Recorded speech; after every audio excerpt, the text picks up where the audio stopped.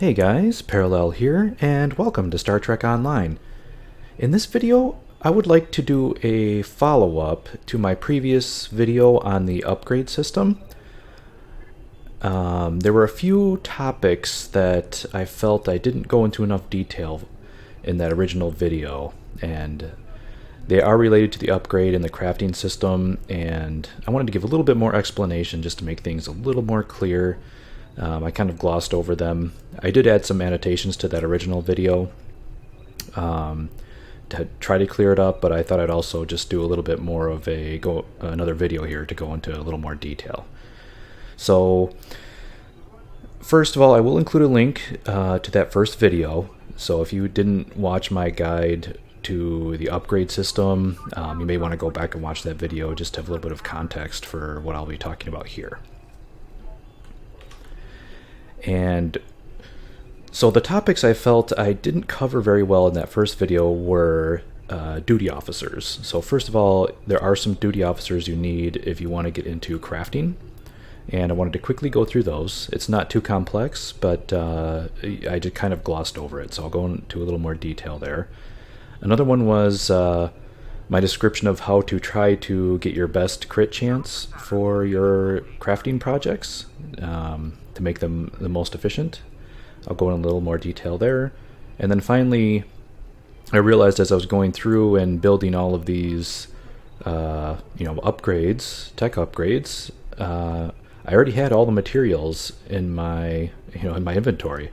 So there might be some people out there who wondering, how did you get these materials? What's a good place to get the materials to build these upgrades? So the whole idea of crafting your own tech upgrades is to save a lot of money. So if you can farm the materials yourself, that's the best way to go. You can turn those materials into upgrades without spending very much energy credits at all. So, all right. So the first thing is duty officers. So there's not a lot you need to know here, but you pull up your duty officer panel, go to your roster, and what you're going to need are two types of duty officers. So you're going to need, the first one is let's start with these first. The first one is going to be the research lab scientist. Where are you? There you are. All right, so you need these research lab scientists, and you will want several of them, at least, I would say at least 5. So you can, because each project that you slot in your R&D tab is going to, take or occupy one of these duty officers. So, for each of my 5 slots here, I'm going to need a research lab scientist in order to do those research projects. Now, if you're a lower level character, as I mentioned in the first video, you're going to want to be doing the daily projects. So if I go over to my R&D tab and go to the beams, school, and I go down here to the bottom, these are these research daily projects that you're going to want to be doing. And for these projects, you really only need the research lab scientist, Doff, but like a white quality one. If you're low level, just a white quality one is perfectly fine. You won't crit a lot at low levels anyway, and this is really just to give you the XP to level up your school. You're not really doing this to try to crit and get more tech upgrades for your materials. So that's perfectly fine. So just start out with, if you're low level, just start out with these white research lab scientists. You can pick them right up in the exchange. If you go down here to the duty officer section and you go down to science, and where are you? Research lab. Yep. Let's take a look here. So you can see a white one you can pick up for around 40,000 energy credits. So that's pretty cheap. Initially you don't need 5, you just need to have 1 per research project you're going to want to slot per day. So eventually you want at least 5 in order to be able to slot all 5 of your jobs. So those are the research lab scientists. Now they, in addition to in addition to that daily research project, they also are needed to actually build the tech upgrade itself. So when you're in here, beams, and I go down here to build a superior tech upgrade. I don't have the materials. Maybe I do for science.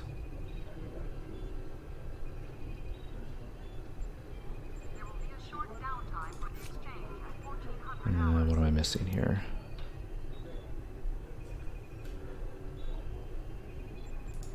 Here, let me switch over to my alt that has all of my materials currently, which I believe is my Klingon. I transferred them all over to there.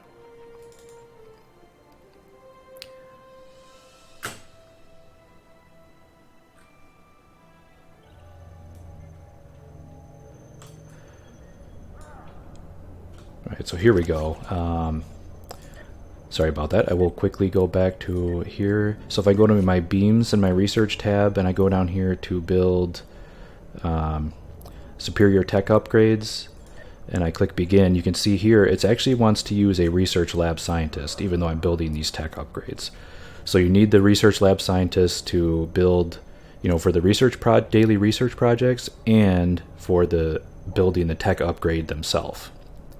All right, so that's the first type of Doff you need, research lab scientist. Now, of course, once you do get to the higher levels and you are crafting these superior beam weapon upgrades, the purple quality is best. But like for low levels, just get the white quality just so you can do your daily job and get your XP and level up your school. All right, so the other type of duty officer is the fabrication engineer. So let's get rid of these. And let's go to fabrication engineer. All right, so these ones are what you use to actually build the components that you need in order to make the tech upgrades. So for these ones, again, if you can get a purple one, great. If not, I've been using mostly blues. These are pretty expensive duty officers, especially for the purple quality. So you can get away with a blue. You crit slightly less, but it's not a big deal. So for these ones are what you build, the fabrication engineers are what you build the prerequisite pieces. So like these components are what you need. The power surge regulator and firing sequencer are what you need in order to build the superior tech upgrades. You can see here in the materials what is that they are required here.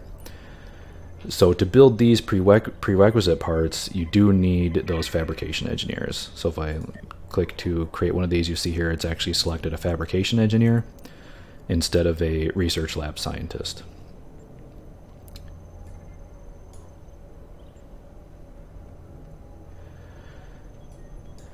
So those are the two types of duty officers that you will need. I didn't go into a lot of detail there in the first video, so I wanted to give that a little bit of a little bit more explanation, I guess, of what duty officers you need. Now, I also talked about critting in the previous video, and of course you want to crit as much as possible, because that makes it more efficient. That means that you have to do less farming for materials, and the materials that you use, you get more components or more tech upgrades out of them. So, and it can actually add up to be quite a bit. Once you're, well, let's put it this way: the crit rate for a job, or for building anything, is based on your skill level. So, there are several ways to increase your skill level. So it takes into account the level of your school. So here I'm at level 17 in beams. So that factors into your crit. You can see here it says beam crafting skill 170.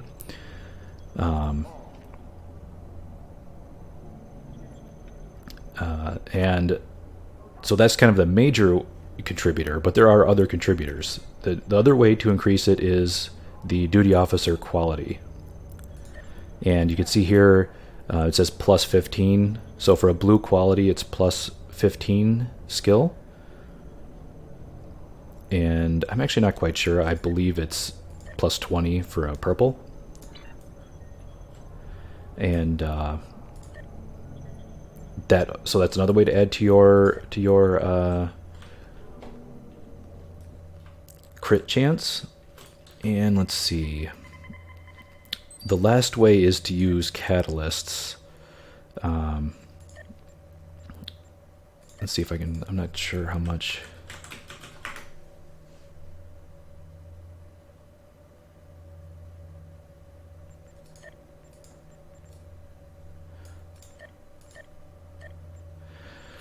Yeah, so here you go. You can get a skill catalyst. The green ones give you 25 skill rating. And they cost a little under, 20,000 energy credits.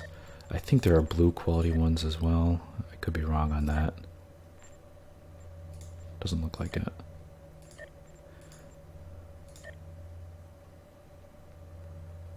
Well, either that or the exchange is just being really slow.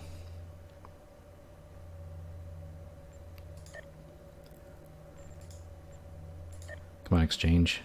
Refresh. Okay, well, in any case, those catalysts you can also use to increase your crit rate. So let me go back here to beams, and I'm going to make a few more of these anyway. So what you can do is you can add your catalysts in over here. I don't have any, but if you had some, you could you could put them here. That would add to your skill. Your duty officer quality adds to your skill, and then the level of your school adds to your skill. Add those all up, and that is what influences your chance to crit. And at this rank, even at rank 17 in the school, and with blue quality duty officers and without a catalyst, I crit quite often, probably 70 or maybe even higher % of the time. So at least, let me take that back. I seem to crit a lot more when actually building the tech upgrades. When actually building these components, the crit rate is not quite as high. I'm not quite sure how that works, honestly. At least that's my perception of it. I may be off there, but that's been my perception. I will say that when you crit on building a component, it actually gives you triple the amount. So if if I build a power surge regulators here and I want to build 5 of them, if I crit on this, it will actually build 15 of them, and it will only consume the materials for 5. So that's very, very nice, especially because these rubidium can be a little bit pricey, even though they're only blue materials. Let's see here. Well, I didn't crit. And I'm also going to build some of these, because these are the other components needed for the beam tech upgrades.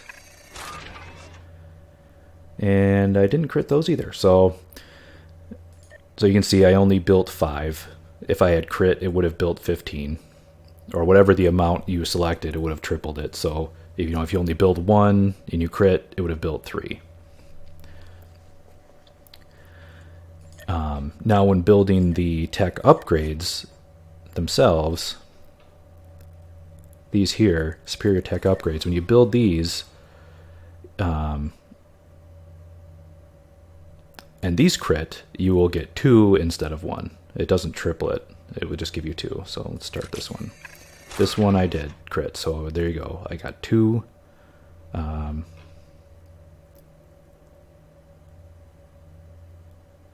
Yep, I got 2 of the 2 tech upgrades and only consumed the materials for 1. So that's the whole idea behind critting. It just basically gives you a lot more outcome for less resources invested. You just invest the resource for 1 and you get the crit gives you free, either a free doubling for the tech upgrades or free tripling for the components. So that is the critting. Yeah, that's how you crit with your crafting. So the last thing I want to talk about was how do you get these materials? So there's a lot of different R&D materials out there. Each of these schools tend to require different materials to build that, components in that school. So, and for these superior tech upgrades, they all require a very rare material and then two blue components that require blue materials. So if you look at each of the schools here, you see beams require a radiogenic particle. Cannons, where are you, cannons? They require, is it argon? No, Krylon gas. Another one I craft a lot is ground weapons. They require the plectin. Plectin actually seems to be one of the cheaper rare materials. I do just sometimes buy that if I'm not looking for farming these. But so each school has its different materials that you need, and now if you go into your inventory and you go into your R&D tab, you will see all of your R&D materials in here, and you can get an idea of what you have. So if you've just been leveling up as a new character, you can get these from just leveling up doing missions. If you get those anomalies inside of missions and you play the little mini game to match the waveforms, they will reward you with random R&D materials. And probably going through all your missions, if you haven't actually gotten into the crafting system, you probably have a bunch of these all saved up sitting in your R&D inventory bag here. You might even have a few purples if you've gotten lucky along the way, but you should have quite a few greens and probably some blues as well. So hang on to those. You will want them to be building these components later. And that's one way to get the materials. So you can get the materials just through leveling up, doing missions, and finding the anomalies in the missions, and doing the waveform mini game. That's one way to do it. Once you get to max level and you're not doing as many missions per se, you can actually get a lot of these materials from doing queues. So if you go in here and you look at your list of queues that you can do, let's just go down here. Here's the one that I farm quite a bit, CCA, or Crystalline Catastrophe Advanced. And you can actually, over here on the right, it will tell you what each of the advanced queues will reward you with a purple quality material. So you can see here, material reward package, radiogenic particle. And that's the one you need for beam tech upgrades. So I do farm this one a lot because most of my builds are beam based. So I do farm this mission a lot to get those radiogenic particles. Now here's the thing. You actually get, let me go back over here to my bank. When you complete those advanced queues, it doesn't just give you that purple material. It gives you actually a box. And here's one of these boxes. Here's one I actually got from CCA. Oh, can't put it there. Let me open a bunch of them here. So these are the boxes you get at the end of the queue. Now when you open this box, it gives you not only the purple quality one, the radiogenic particle, but it gives you, here you can see it gives you 5 rare, random, 7 uncommon random, and 12 common randomly generated R&D materials. So let's go and open this up, and you can see what I got. So I did get the radiogenic particle, but then I got also Z particles and some other lower quality materials. So this is pretty good. So if you're doing advanced queues, you can get the rare material that you need, 1 per queue, but you also get the blue quality ones as well. So let's open up a couple more. Here I got beta tachyon particles. Next one, I got rubidium. Good, I need those. You need quite a bit of rubidium for the beam upgrades. And I got some more rubidium. Good. So you can see that just doing advanced queues, you can get you can actually target the materials you want. You can target to get those radiogenic particles for beams, and there are other queues for each of the different types of materials. So that's the other way. And honestly, once you get to the high levels, that's kind of the preferred way, because you'll want to, you want to target the type of tech upgrade you want to build. So you look at that tech upgrade, You know, go in here, you look at the tech upgrades. Let's say you want to build, I don't know, let's say you want to build some science upgrades. So you go over here to your science school, and you can see, okay, for superior tech upgrades in science, I need dentarium. And then what you can do is you can go here to your queue list, and you can go down, look at the queues, and see which ones give you dentarium. And I believe, where do I get that one from?